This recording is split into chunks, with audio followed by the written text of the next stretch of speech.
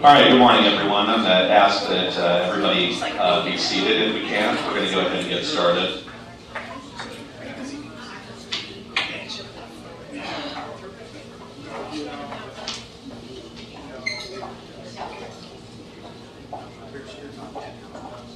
Okay, so good morning, everyone, and I just want to thank you all for taking a beautiful Saturday morning to come spend with us to talk about a critically important topic in our community, housing affordability.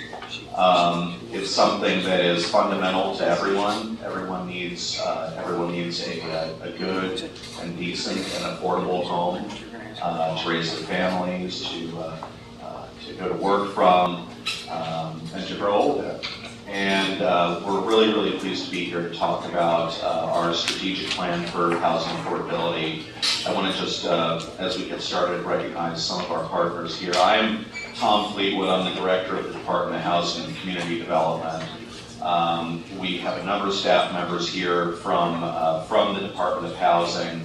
We also have staff members here to assist in our conversation from the Department of Neighborhood and Community Services, and we're very grateful for their assistance as well.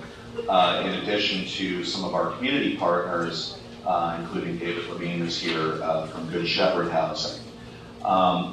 We're going to go ahead and get started, but what I'd like to do first is to introduce a true friend of affordable housing in Fairfax County and a wonderful partner and leader, our Mount Vernon District Supervisor, Dan Stork. Thank you, Tom, and I would say ditto on that. Tom Fleetwood has been amazing, really force for affordable housing, and frankly, our work together the last year and a half, I think we've got some really wonderful things happening. I mean, I can't but think of North Hill, but that's, I think, just the tip of the iceberg of some things that we are working on that I think can make a difference. And one of the other passions that I have and Tom and I have worked on is to provide, find some domestic violence shelter support housing, which we don't really have anything adequate in this area. You have to pretty much go to Reston. So we have a lot of needs, and Tom and his group have worked very hard to kind of push the envelope and try to increase the amount of availability of housing. So I'm very pleased to be part of that process. My partner, Jeff McKay, on the lease side, he and I work together. We've got Christian Relief has a housing complex that they've purchased. We've got Wesley Housing that's working on something over by a metro station as well. I know that my friends at Good Shepherd Housing, I was on the board there, and David, I know we've been talking about some things, and hopefully we can put some things together as well there. So it is about all of us working together and making a difference. We know that the need is far greater than what any of us can individually ever build. So in the end, we still have to find a way to bring together the private development community and to help them work with us and find ways to build less expensive housing so that we can frankly give people better housing for less cost. So in the end, it is a partnership among all of us, the not-for-profit sector, the county, the housing, I always get the name, Housing Redevelopment Housing Authority, thank you, and obviously the contractors and developers. So it is all of us, and frankly, Richmond Highway, the development on Richmond Highway gives us all a huge opportunity with the public investment that's going to be taking place there over the next 10 years, with not only widening the highway, but also adding mass transit to the highway. So again, lots of opportunities to make some dramatic changes and improvements in housing, and it's going to take all of us. So we all have to be in on this. We absolutely have to have the private development community. We absolutely positively have to have the not-for-profit community. We absolutely have to have RDHA, is that? RHDA. We have to have county in general. And we need you, which is why you're here today. We need your input, we need your thoughts, we need your help in figuring out how best to do this. So again, it's a pleasure to be here. I have a few more events I get to go to today. Most of them are outside, which is why I have this look. So, but again, thank you for taking your Saturday morning, being here and sharing your thoughts and helping us build a better plan to build better housing, to house more people, and to frankly create a greater community, which is what this is all about. Yeah, my pleasure to represent. Thank you very much.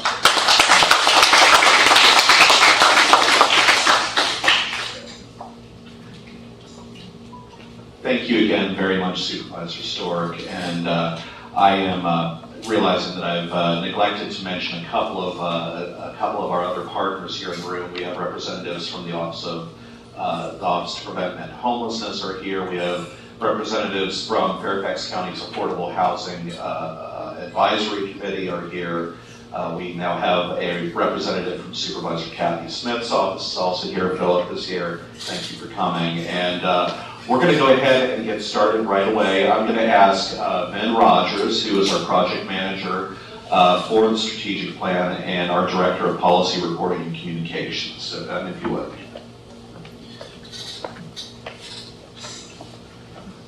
Good morning, everyone. We're a little bit behind schedule, so I want to kind of get us back on track and be respectful of your time and get us out of here by noon on such a beautiful day. So what we'd like to do is Dr. Lisa Sturdivant and I are going to take you through a PowerPoint about our strategic plan. So this will be a lot of information for you, helping kind of make the connection between affordable housing and so many other aspects of people's lives, so that everybody in the community understands how critically important affordable housing is to family self-sufficiency, your children's education, and several other factors. And then after that, we'll get into probably about 2 or 3 small groups where we have some scenarios that we'll run through with you. We'll hear directly from you about several different types of people in Fairfax County to get more of a sense of what you all think about how the county should be prioritizing our housing strategies going forward. So just to kind of jump in, we are in the process of preparing a strategic plan for affordable housing. The Board of Supervisors has requested this plan, so I'm with the Department of Housing and Community Development. We're leading this effort, but it's not a departmental plan, it's a community-wide plan. What's the vision for affordable housing in Fairfax County over the next 5, 10, 15 years? So we expect that this plan will be completed around the end of this year and will receive adoption by the Board of Supervisors in early 2018. But ultimately what it will be is, what's the housing that's needed in the next 5, 10, and 15 years to meet the expected population growth in Fairfax County?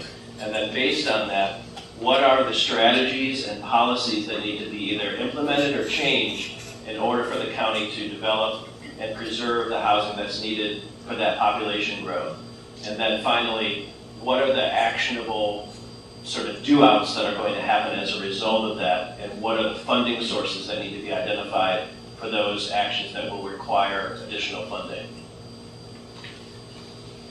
So, as you may have been involved in several other initiatives that have been underway in the county, including the Strategic Plan for Economic Success, the Human Services Needs Assessment, and the Board of Supervisors and the School Board recently adopted a One Fairfax resolution. So all the work that we're doing, starting most recently with a few meetings that we had and also today's meeting, is going to be building on that work and then hearing directly from the community about what the needs are with housing. Because with each of these efforts that have already happened, what we continue to hear again and again is how important housing is for everything, for economic success and for family success. So this is just a few things that I've already touched on that Dr. Lisa will go into more depth on about why having housing that's affordable to you ties in so directly with other life outcomes for you and your families. And again, we want to hear directly from you all about these issues. So I'm going to turn over to Lisa, and she's going to kind of carry on here. Great. Thanks, Ben. So for many of you, you don't need to hear this, right? But we know that housing is more than just a roof over your head. So if we go to the next slide, we know from research, as well as from your own experiences, that stable and affordable housing is so important to kids doing well in school, right? And it's actually good for the schools themselves, because then they have fewer kids moving in and out of the classrooms. And it turns out, if we go back to one slide, sorry. It turns out also that when you have stable housing and affordable housing, parents are less stressed. Is anyone here a parent? I have a 2-year-old. Getting out of the house this morning was, right? So, think about having to worry about housing, right? Whether you're going to have a house. The other thing that research has shown that's really interesting is that kids who live in stable and affordable housing, they actually make more money down the road, right? So if you think about it from a taxpayer perspective, even if you don't sort of think about the well-being of children and families, folks who live in stable and affordable housing with their children actually pay more in taxes when they're adults, which benefits our local economy. So important for children to have stable and affordable housing. On the next slide, we know also that having a range of housing that's affordable and accessible to people at all stages of their life allows us to have these inclusive communities where we can benefit from people's experiences and skills, and we can really have this sort of exceptional Fairfax County community that we, I think, pride ourselves on having. But in order to have those kinds of inclusive communities, we must ensure that the housing that gets built really meets people's needs all along both the income spectrum as well as kind of where you are in your life cycle and the kinds of housing that you need. And then lastly, we know from hard data as well as from conversations with employers that having housing is actually an economic development issue. So even folks that you talk to who think, well, housing's not an issue for me, if you care about the economy, if you care about how well the economy in Fairfax County is doing, it turns out that having housing is an important tool to attracting and retaining businesses in Fairfax. We hear that from the businesses, right? We know this from looking at some of the data.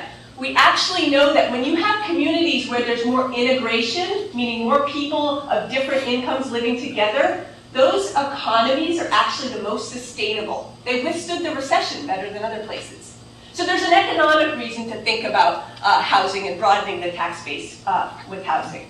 So on the next slide, just to present some specific examples in that plan that Ben mentioned that you may have been involved with, the strategic plan for economic success here in Fairfax County, there were 6 main goals, and I just listed them here. You read through this plan, and in every single one of these economic development goals, housing is mentioned. This isn't a housing plan, this is an economic development plan, but housing is weaved throughout the strategies and throughout the priorities of the economic development strategic plan. So on the next slide, for many of you, you don't need to see this data. But in Fairfax County, the cost of housing has grown much more quickly than incomes, right? So either renting a place or looking to buy a place, all of those costs have gone up in the last 5-10 years much faster than average incomes have. And for folks who make incomes or earn wages at the lower end, the impact has been even greater. Because if you're working in a minimum wage job or a job that pays low wage, your wages have been stagnant over the last 5-10 years, where housing costs keep going up. So that's where we find ourselves here in the county. And the next slide. So we think about what this means for actual people, right? So if you wanted to, does this surprise you that the average rent in Fairfax County is $1,700, $1,760? Average rent, does that surprise anyone? No? Does that sound about right? If you wanted to think about the income you needed to afford that average apartment, you need to make about $70,000, $70,600. Among our public sector employees, a teacher would have to work 11 years in the Fairfax County public school system and move up the steps in order to have an income high enough to rent a typical apartment in the county. And that's true for some of the other public sector workers here in Fairfax, but it's not just the public sector.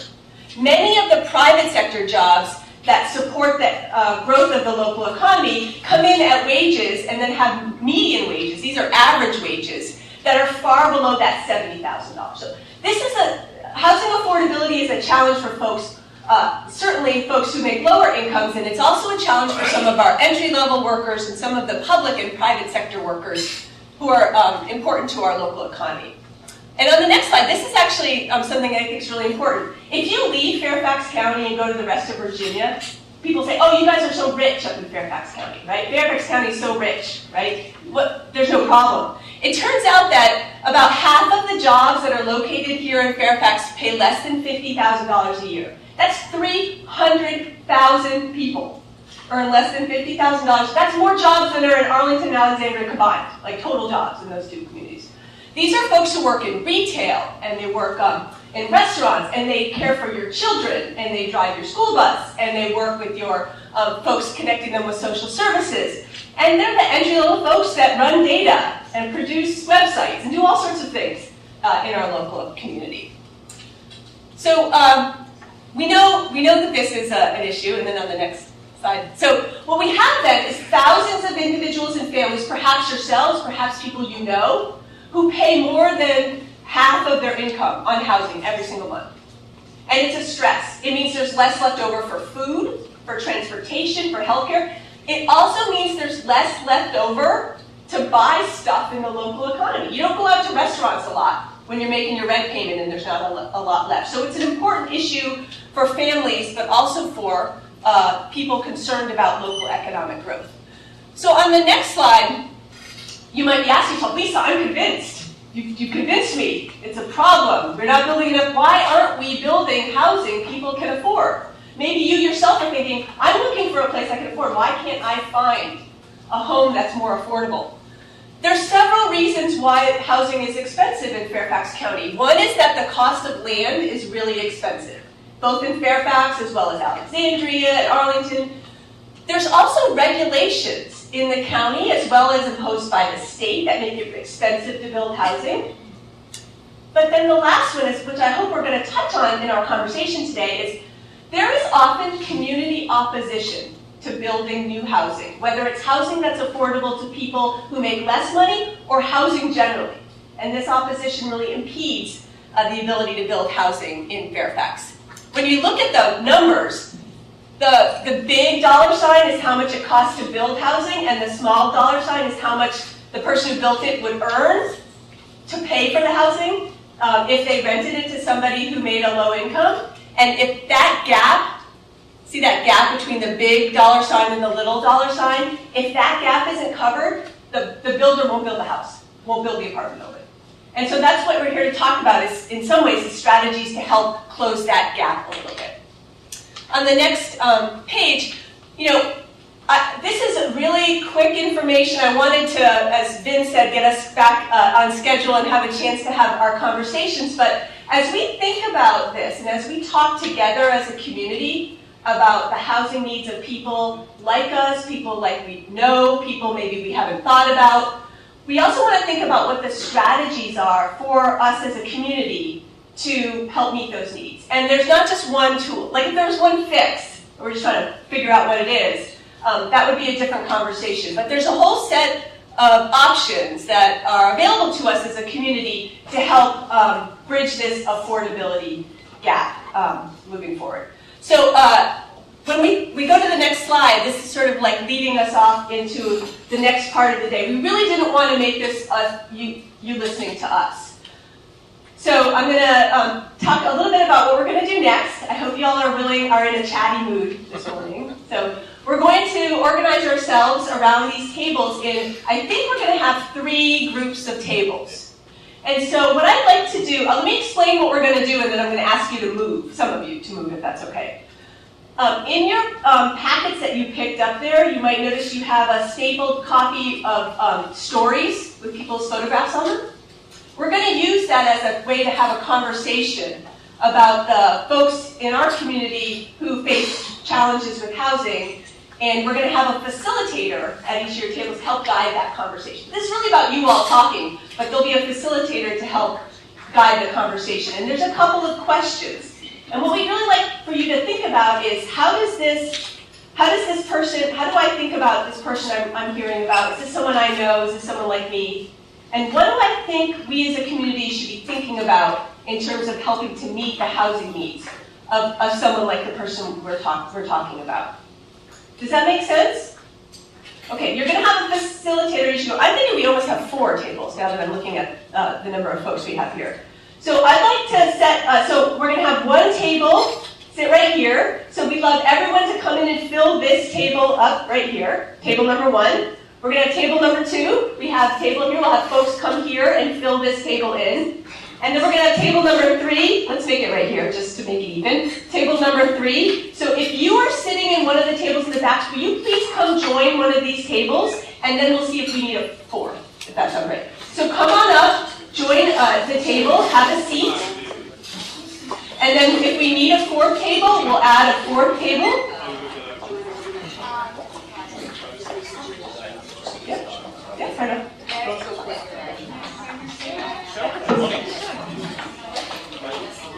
Okay, so we have folks over here. Thank you, sir. Come on in. And the folks over here.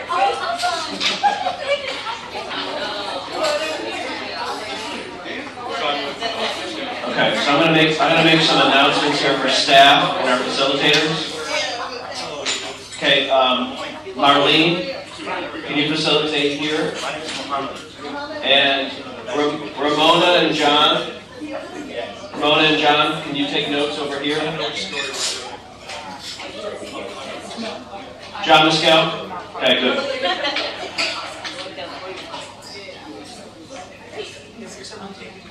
Yes. Marlene, you'll start with the parks, Marlene, since you know that editing mistake there.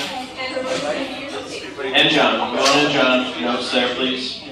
Okay, Jerry, can you do this group, Jerry? Okay, Barbara and Elisa, can you guys take notes of this one? David, are you good? Yeah. Okay.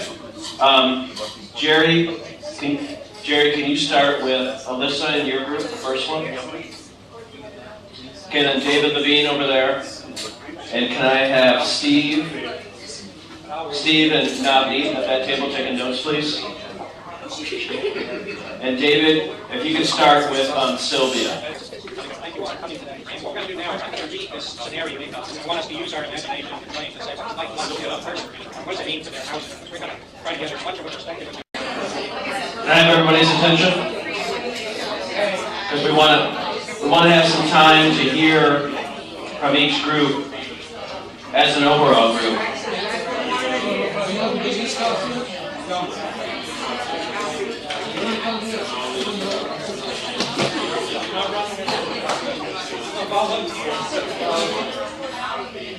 Okay, everybody, let's finish it up now because we're gonna listen to what each group, what happened in each group today. So let's move on to this part of the agenda now. What we'll do is each group will go one by one, and each group can select one of the scenarios that they talked about that perhaps generated the most discussion. And just tell us a little bit about what you heard about this particular scenario. So I'd like to ask each of our facilitators if no one else in their group would prefer to report out, to do that report out. And please stand up too. So why don't we start with David's group? And whichever one David maybe generated the most discussion. They're deciding. What? They're deciding. Okay.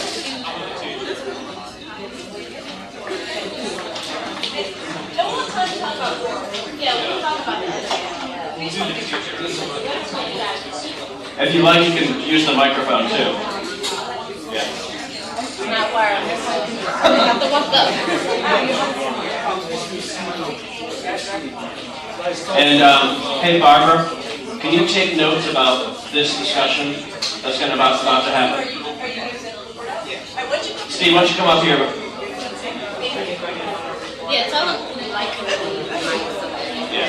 I'm going to ask everybody to use the mic because this is a big space. All right.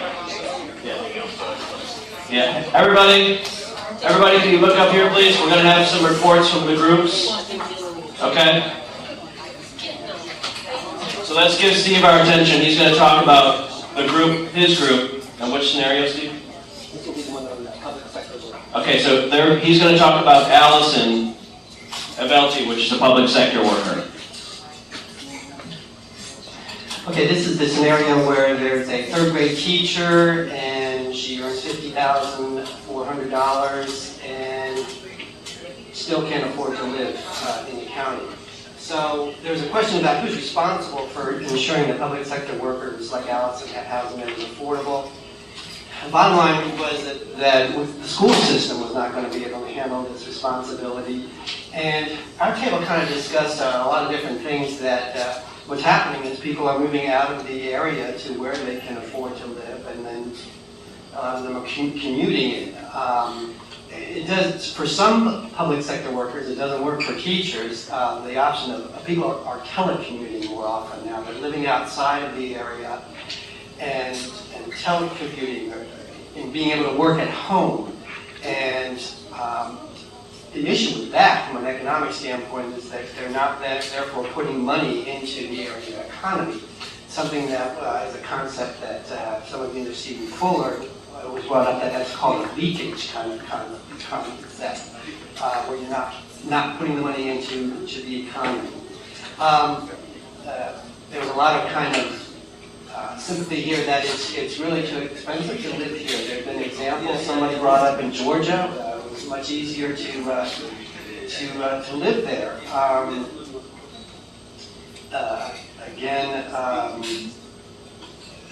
There's an example too of smaller communities in other parts of Virginia going after younger baby boomers and having them come to their community and live there.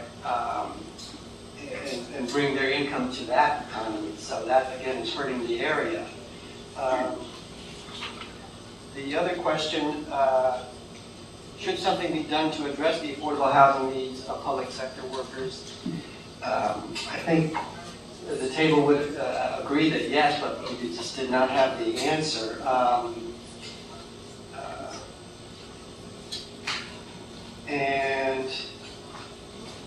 Yeah, there's concerns. It was brought up that there's a concern about how in the area, even there are smaller houses that people are kind of have lived in for a long time. They're selling them, and they get turned around.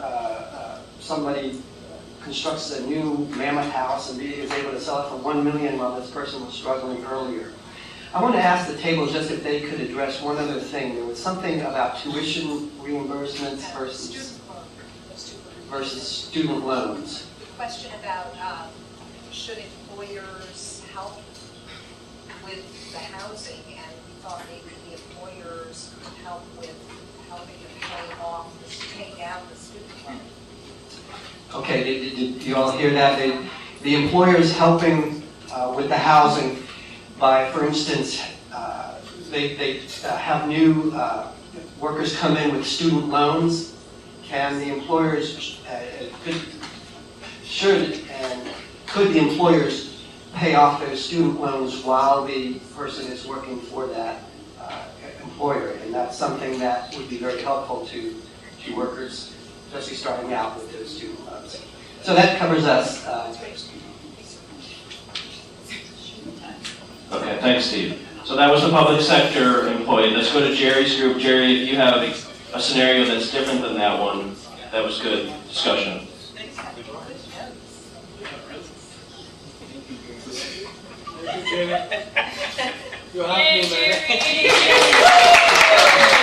have a very shy group that said they wanted this loudmouth to talk. So, we talked about Elisa Gonzalez. This is the woman who's currently working in retail. She has a car problem, and it turned out as we looked at this scenario, some of the people at our table could actually describe their challenges in living in a public housing unit and dealing with problems like my family has now grown smaller because an older child is married and gone out, and now receiving letters from the county that says you need to move from the larger unit to a smaller one. And what does that mean in terms of family dynamics being so severely disrupted?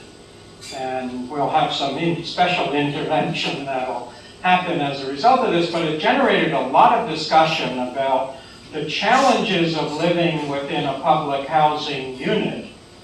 If your income increases slightly, you then have to go through a reporting system to make sure that your rent is, commiserately rebalanced to better meet the challenges of paying for it. Well, the timing of that can be quite awkward and quite difficult for people to grapple with. The maintenance issues within public housing can cause a severe problem with scheduling, but with, the system doesn't seem to be as intelligent for the county as the problems that people are really experiencing. Somebody might show up for maintenance not having been called, and then you're charged for a maintenance project that's happened in your area. So we spent a fair amount of time looking a little bit more broadly outside of the strict categories and came up with some very good suggestions that we really want to have a stronger focus on a public housing resident and their challenges in housing.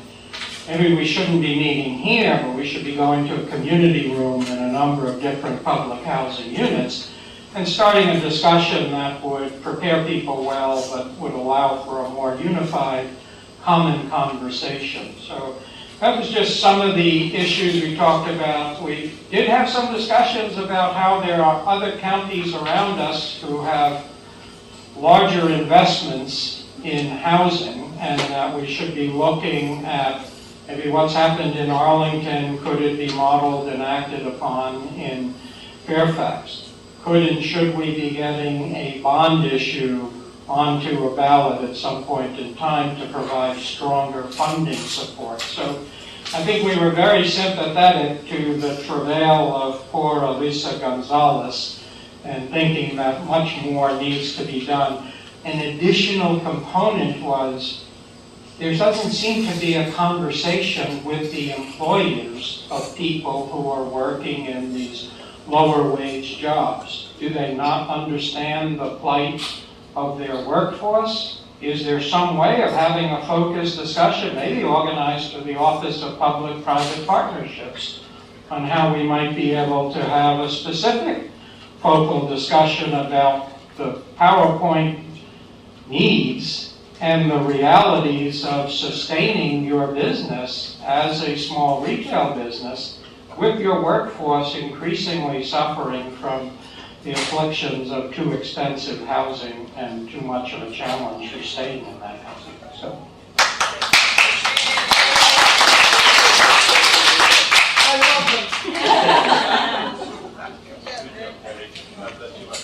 Thanks, Jerry. Okay, Marlene's group, if you could do one other than Alyssa or Allison, please.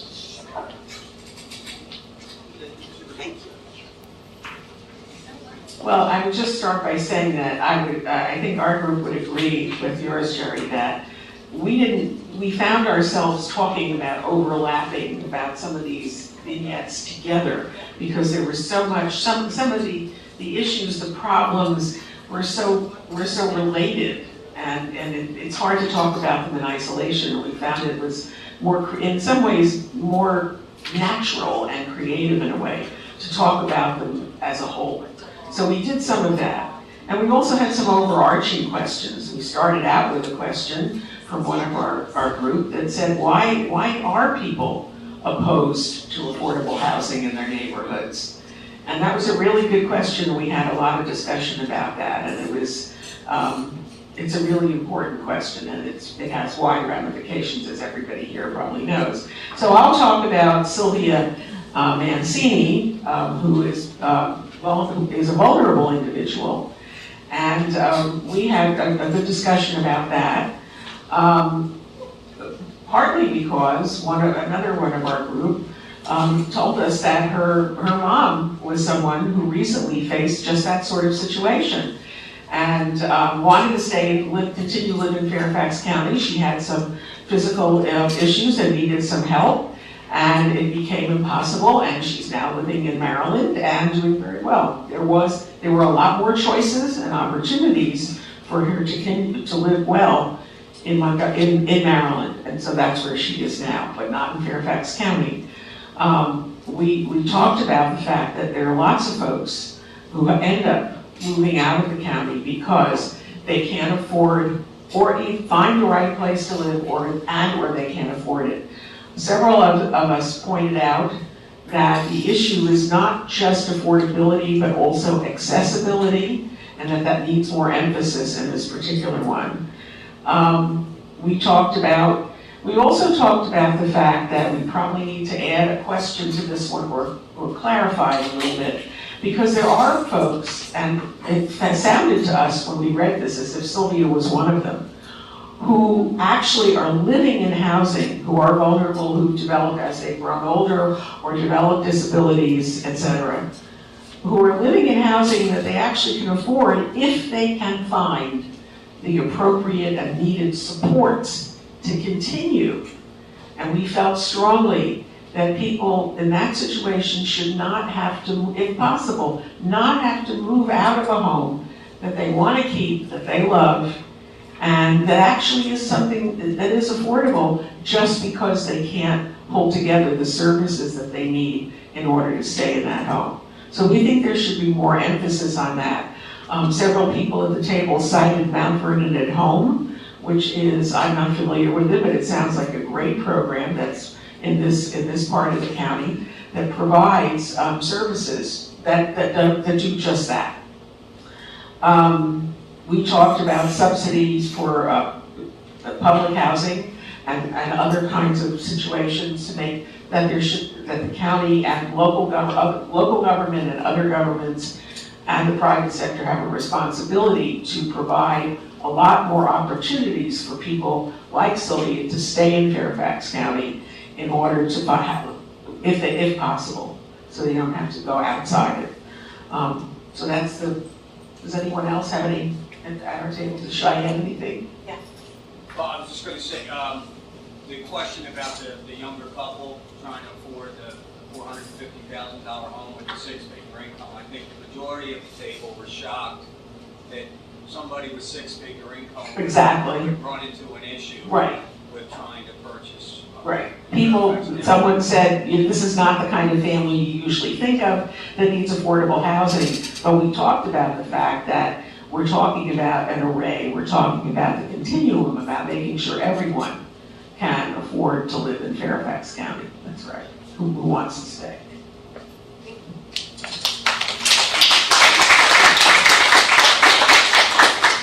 Thanks, Marlene. And last but not least, Sharon's table. I know you guys started a little bit later, so any scenario that you have that you want to share. Sir? No, you don't. Okay,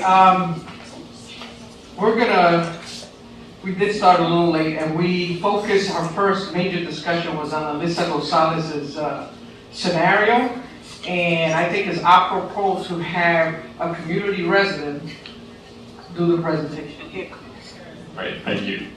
Yeah, so some of the issues that we discussed are pretty much what has been said here already, but I still want to mention for the last point that the last speaker made about somebody with living in a $450,000 house and the income and all that stuff. So I think at various meetings we've brought this up.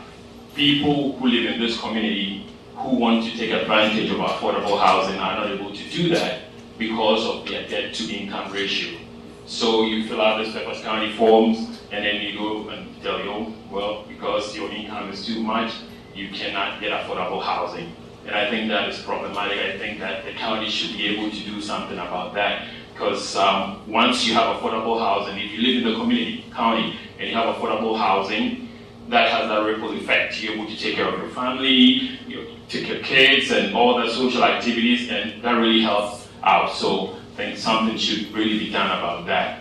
We also had one of our members on our team who wanted to move to Woodbridge, Prince William County, because housing is affordable there. And I shared a personal story where I made a mistake and went to Woodbridge 1 year. Yeah, I've been living here for almost 16 years. I went to Woodbridge and I was always pretty much late for work, because no matter how early you wake up, 5:30, you still get into this traffic. So we have people in this county who have the expertise, the skills to, use in this community, so they can all help the county pay their taxes here instead of, moving to other places. So that is also very important. And I also wanted to underline the fact that there's so many people here in our community who have to work 2 or 3 different jobs. And that ties into what I said earlier on.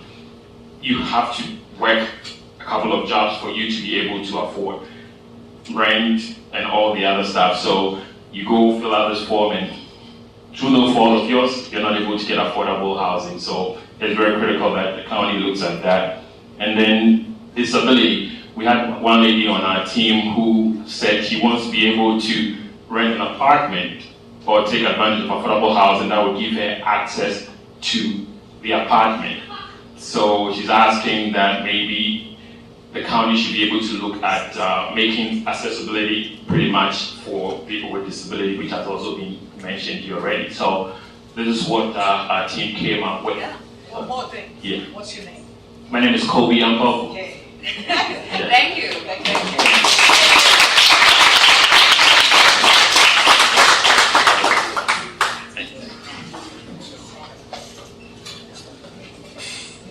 Okay, so it's 11:50. I do want to try to get this wrapped up for you all by noon.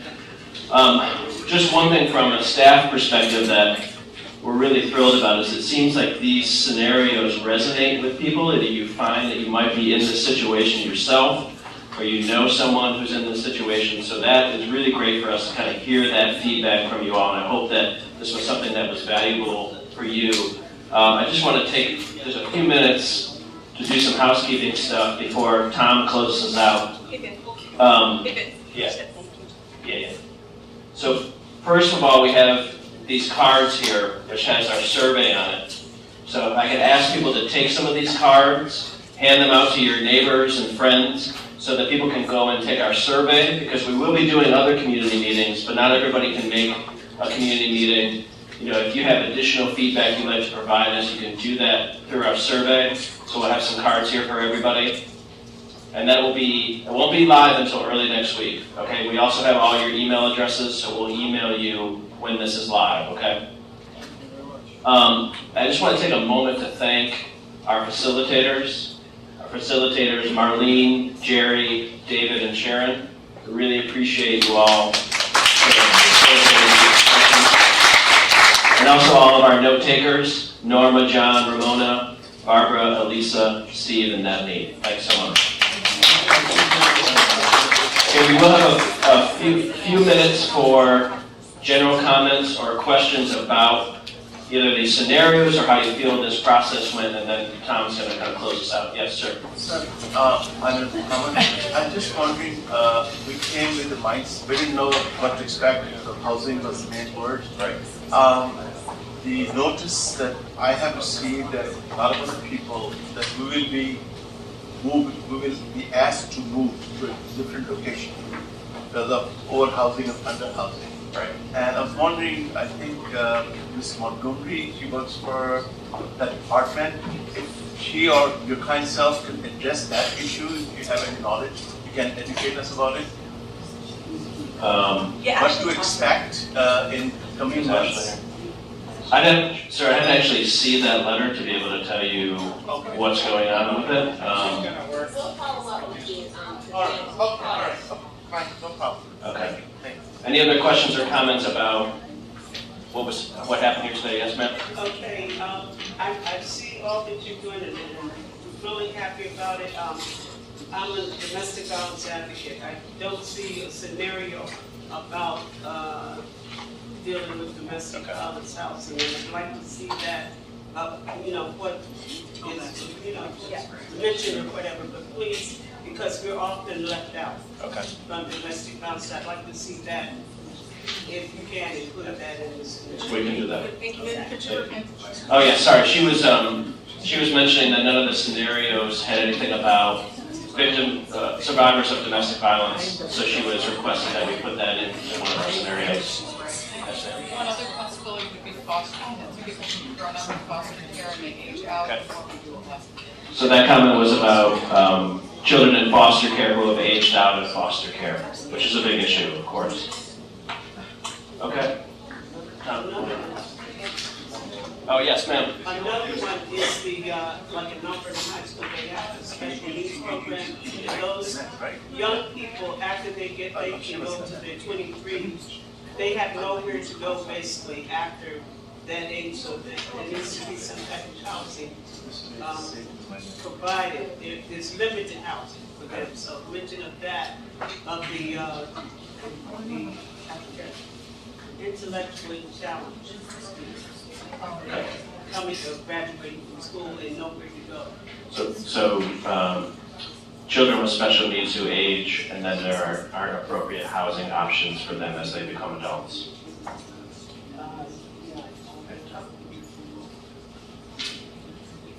Tom, for those of you who don't know, Tom's the director of the Department of Housing. So again, I just wanted to thank everybody for coming out and spending a beautiful Saturday morning with us to work on this really important issue. And I really can't emphasize enough, tell your friends, tell your enemies, tell everyone, please go and fill out our survey. One of the most important things about this effort being successful is that we hear from as many people as possible. So as you leave, we're going to give you a few more of these, and we'll just ask that we're deputizing everybody in this room to help us with outreach. So again, thank you very, very much for all of your energy. And yes, ma'am, one more comment. Do you have another session scheduled somewhere else in the county? Yes, ma'am. The question was whether or not we have another session scheduled somewhere else in the county. We're in the process of doing that right now. There will actually be, I think, at least 3 other large-scale sessions throughout the county. We will also be visiting with a wide variety of groups, at their meetings to talk with them about this. But again, the best way to supplement the hard work that you've done here today is to get people to fill out our online survey on this issue. How can people find out about these additional? Yeah, and Marlene's pointing out the way to stay informed about the plan and about when we're going to schedule these meetings is we'll have updates on our website, which are on the cards. And if you left your email address, you're also now going to get emails from us for the rest of your life. And you'll be hearing directly from us as well. So again, thank you very, very much, everyone. We really are so grateful to you, and I'd really like for you to give yourselves a hand. Thank you, and have a great rest of the weekend.